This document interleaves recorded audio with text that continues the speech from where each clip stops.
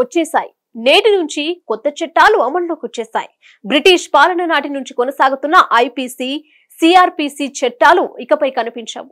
వీటి స్థానంలో BNS, BNSS, BSA చట్టాలు ముందుకొచ్చాయి. అలాగే పోలీస్ స్టేషన్ కు వెళ్లకుండానే ఫిర్యాదు చేయొచ్చు. 0 FIR, SMS వంటి కొత్త చట్టాలు అమల్లోకి వచ్చాయి. భారతీయుల కోసం భారతదేశ చట్టాలను రూపొందించినట్లు కేంద్ర మంత్రి అమిత్ షా తెలిపారు. ఇప్పుడొచ్చిన కొత్త చట్టాలు అమలుతో అబ్బాయిలు కాస్త జాగ్రత్తగా ఉండాల్సిందే.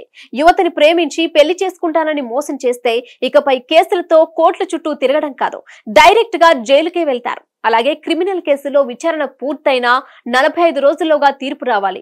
మహిళలు, చిన్నారులపై నేరాలు, సామూహిక అత్యాచారానికి పాల్పడితే మరణశిక్ష, యావజ్జీవ కారాగార శిక్ష పడుతుంది.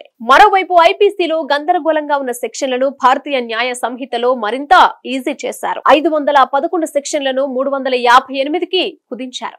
క్రిమినల్ కేసుల్లో ఫోరెన్సిక్ నిపుణులు ఘటనా స్థలాన్ని సందర్శించడం తప్పనిసరి చేశారు. ఐపీసీ సెక్షన్లలో చిన్నారులపై నేరాలు, సామూహిక అత్యాచారాలకు ప్రత్యేక సెక్షన్లు లేవు. బిఎన్ఎస్ లో వాటి కోసం ప్రత్యేక సెక్షన్లను తీసుకొచ్చారు.